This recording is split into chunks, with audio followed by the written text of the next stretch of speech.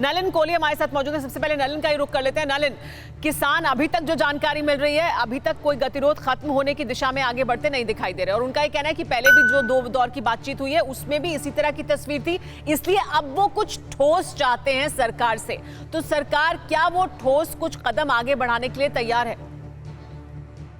पहली बात तो सुमेरा जी इसे स्पष्ट कर दे।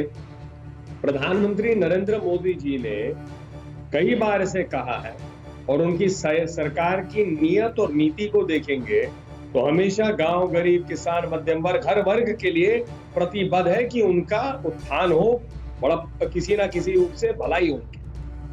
उसी नियत से ये कानून पास किए गए। अब यदि उनको भ्रमित किया जा रहा है, जो हमारा आरोप भी है, कई राजनीतिक दल हैं जिनका काम ही भ्रमित करना, किसानों के लिए मुंह जबानी 70 साल तक बातचीत करना काम नहीं करता। मोदी जी की सरकार ने ठोस कदम उठाए, दुगना करना 2022 तक उनकी आमदनी, जो स्वामीनाथन कमीशन रिपोर्ट की है। 9 करोड़ किसानों के बैंक अकाउंट में, खाते में पैसे डायरेक्टली जाते हैं, कई हजार करोड़।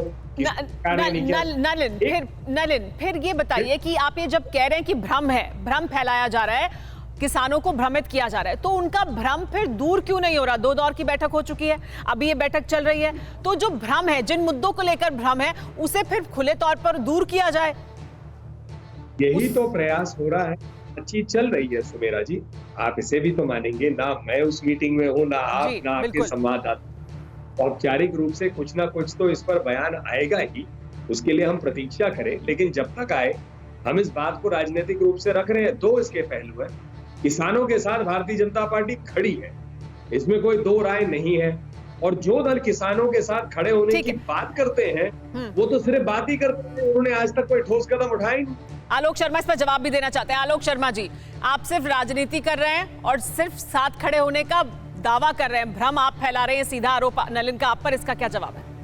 देखिए, मैं समझता हूं कि अगर इस तरह की बात बीजेपी के राष्ट्रीय प्रवक्ता करते हैं तो कहीं ना कहीं वो किसानों का दोबारा से अपमान करते हैं। क्या किसानों के पास इतनी समझ नहीं है? जो किसान पंजाब से उठकर दिल्ली तक पहुंच गया, वो किसी के कहने से भ्रमित होगा? उसको पहले उसके ऊपर पानी की बौछारें चलती हैं, लाठी चार्ज होता है। 2 महीने से जो किसान पंजाब में बैठा था, आज नलिन भाई कह रहे हैं कि बीजेपी उनके साथ खड़ी है, तो भाई कब खड़ी थी? 2 महीने से किस नेता ने जाकर बात की थी उनसे? आपने ट्रेनें तो बंद कर दी। मोदी जी बिना बुलाए पाकिस्तान तो जा सकते हैं, लेकिन किसानों से बात नहीं कर सकते हैं। ये कह रहे भ्रमित कर रहे हैं। अरे भाई, भ्रमित नहीं किसान हो सकता है। किसान कह रहा है मेरा डेथ वारंट है ये। बीजेपी के अलावा सारे राजनीतिक दल इनके खिलाफ हैं, एक केवल बीजेपी कड़ी हुई है। क्या अकाली दल भी भ्रमित थे क्या?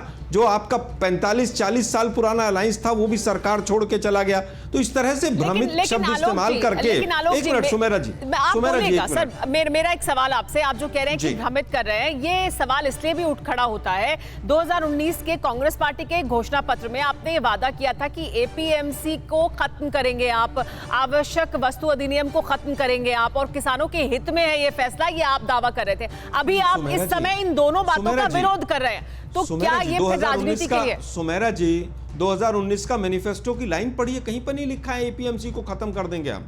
हमने कहा था कोऑपरेटिव सोसाइटीज और कंपनीज को खड़ा करेंगे, और उसका हम बीजेपी अगर करती है तो हम आज भी स्वागत करते हैं। आप पूरा ठीक से पढ़िए उसको, कहीं पर नहीं लिखा कि एपीएमसी एक्ट को खत्म कर देंगे। दिखाइए कहां लिखा है। मुझे लगता है बीजेपी इस तरह से झूठ बोलती है कि सबको बिल्कुल पूरी तरह से भ्रमित कर देती है। आज भी इनका जो पूरा एजेंडा है वो फूड डालो और राज करो की बात कर रहे हैं। फूड डालो, राज करो। अभी इन्होंने कहा कि 2022 तक आय दुगनी हो जाएगी।